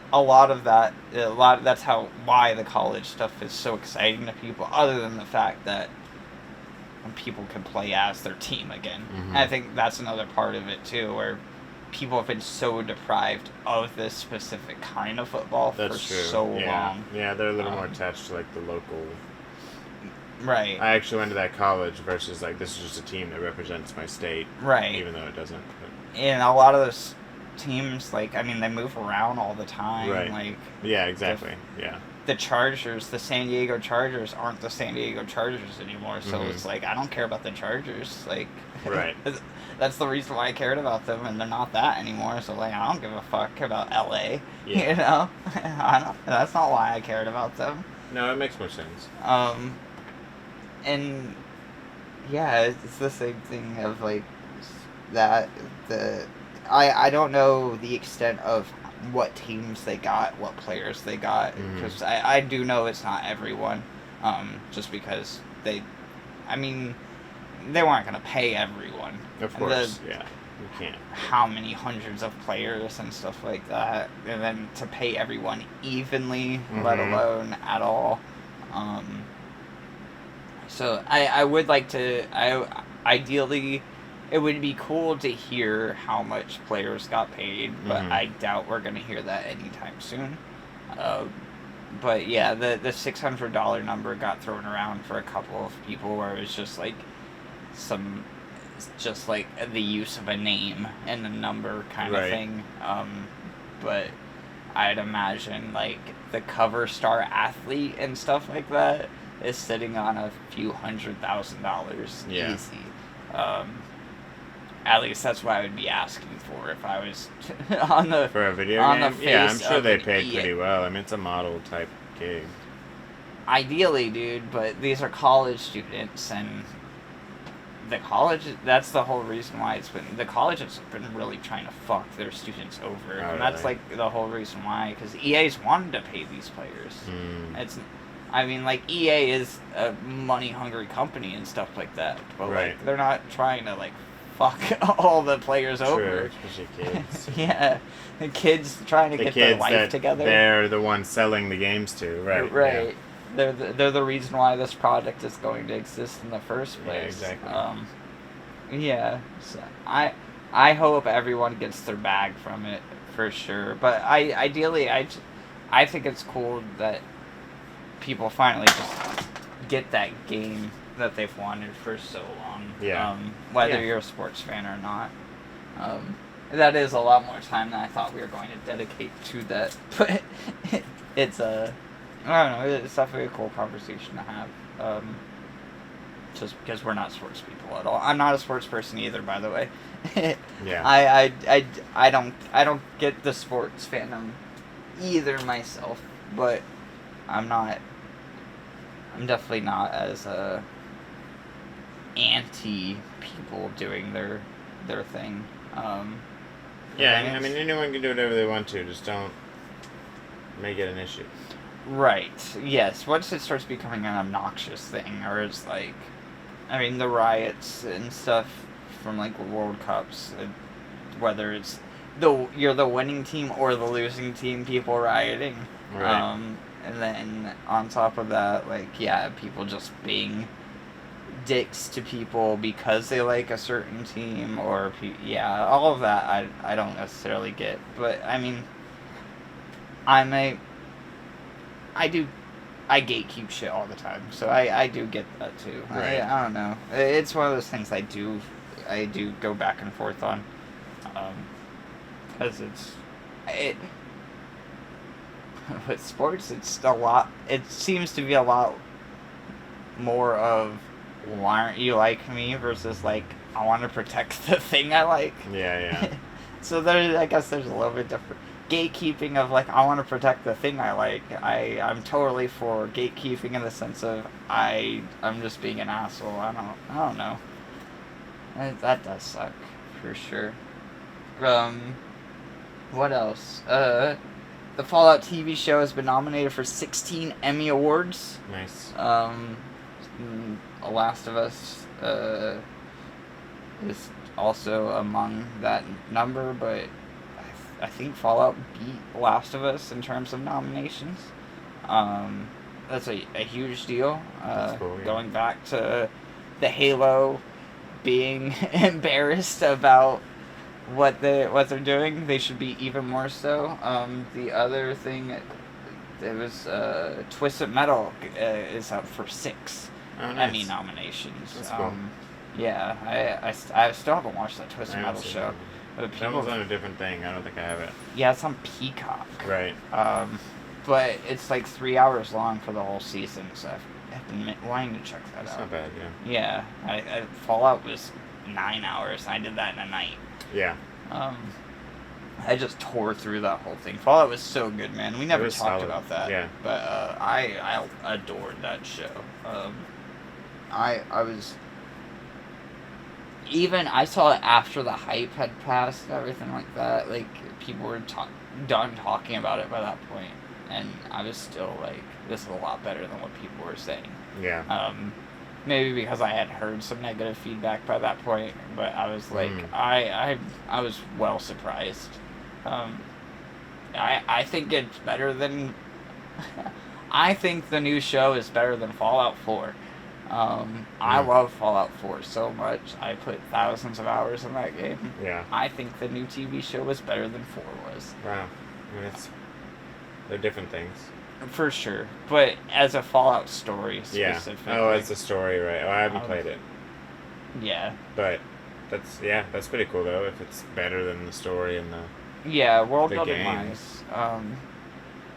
For sure. Like, I love 4. If you've never played 4, dude, go play 4. Yeah. Just like, it's, especially if you're like a Skyrim fan or anything like that, 4 is very much closer to Skyrim than it is Fallout 3. Okay. I love 4. 4 has some really cool, like, just set design and stuff, like huge set pieces. The DLCs are fantastic. Nuka World, which is like Disney World, but it's all the Nuka-Cola theme. Oh, nice. And then they have Far Harbor, which is like a super deep woods, it's like camping kind of vibe to it. Yeah, that's cool ass game. But the Fallout TV show is just so dense with shit. Yeah, there's a lot. There's like every frame of that show is filled with things, like just so many references and stuff like that. It's so nonchalant about all Yeah, they of did it. a good job at packing it a lot. Yeah, I love that they just like, I love the nonchalantness of it. Of like, they don't need to explain any of this stuff. Mm-mm. Like, why is Vault-Tec? Like, why? They do a little bit of the explanation things, but they do it in a natural sense. Of like, the one part where I thought it was way too on the nose was the Vault Boy scene of like when they're actually doing the thumbs up picture and all that stuff. Right. I was like, That's kind of, they were kind of like explaining the whole, because like half the people playing didn't even really get the whole the thumbs thumb up thing. So I think they were just kind of like getting that out of the way early on, so that it never got brought up again. Also, just explain it to everyone once and for all, like this is the official. Yeah. You know. If they explained it and then they like doubled down on it in a different immediately, scene. right? Yeah, right. Probably, but in the most brutal way, but the most brutal like Fallout type fashion, they yeah, did that, which is nice. And the way that they do the initial breakout of is, I thought it was so well done. It was great, yeah. Just like just like the others, it's a good like you got to see it. Yeah. Well, even more so in the show, but you got to like see it first, and then now you're a part of it. Yeah. That Fallout 4 was the first time we saw the bombs drop. The beginning of Fallout 4, which is crazy. You would have died instantly. But yeah, the beginning of Fallout 4 is the city that you're in front of gets nuked as you're getting lowered in. The light flashes goes over your head. Yeah, it's like you would be so dead.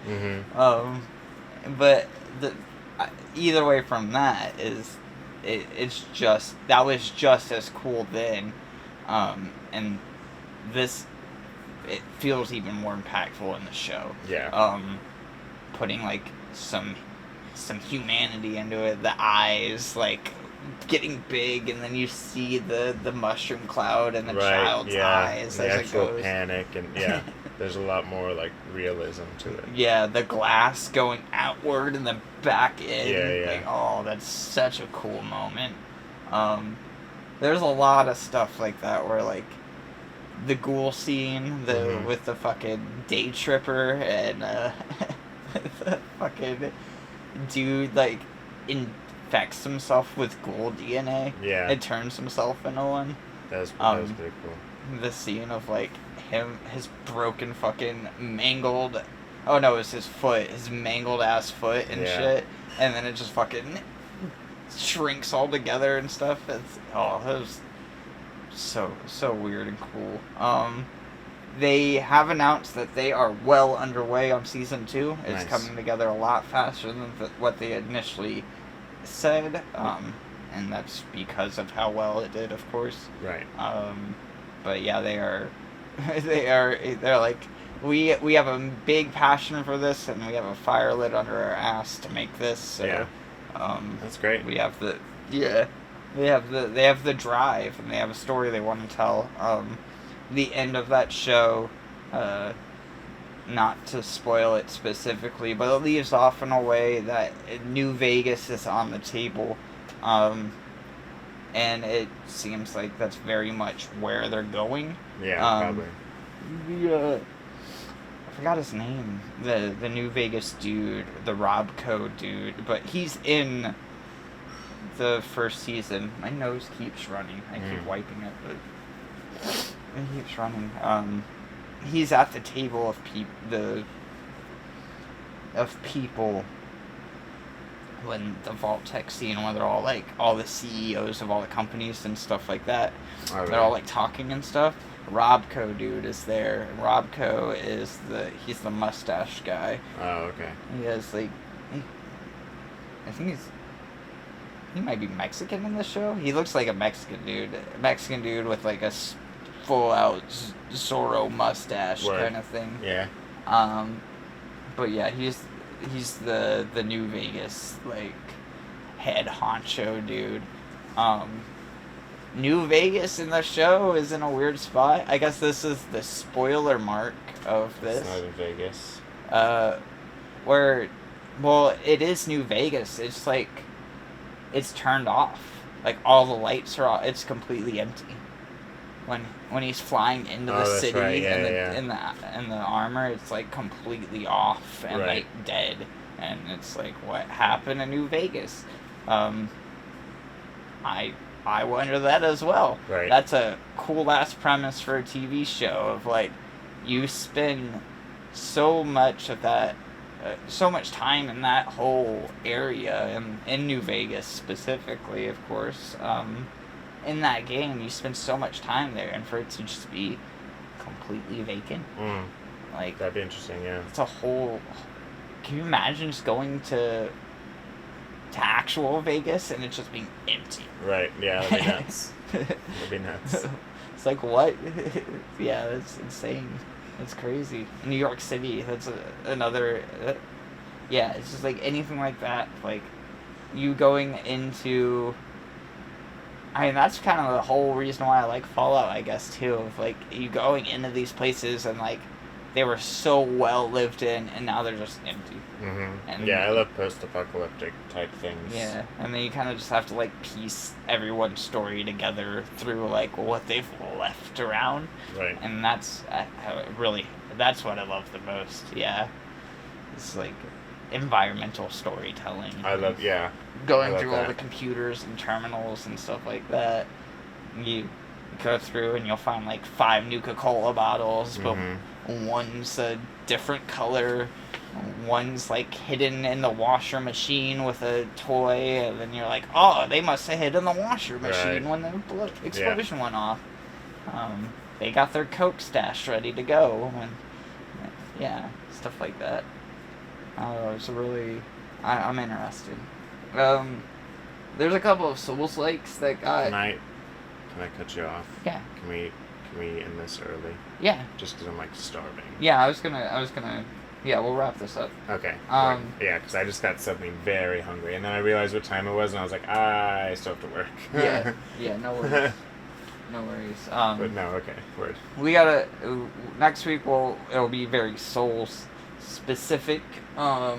Their Warframe just showed off their new Souls like it's called Soulframe. Oh yeah, I saw that actually. Yeah. Yeah, so we'll do a deep dive on that. They showed like 20 minutes of gameplay. Word.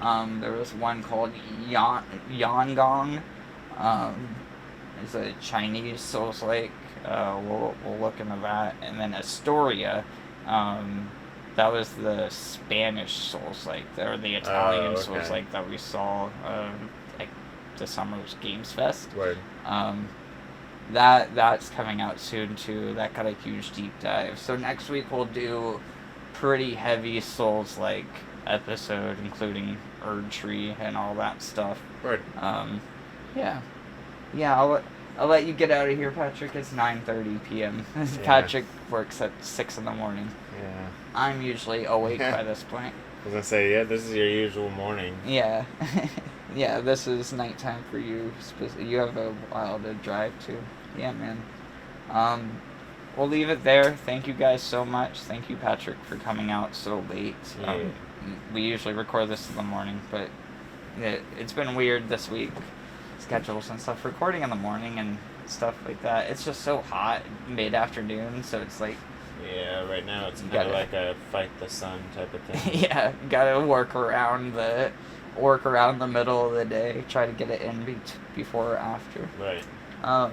But until the next episode, we'll try to get the next episode out a little bit before a week's time, just because this came out a little bit later. Yeah. It's been fun, guys. It's been real. Peace out, Cubs. Bye. See ya.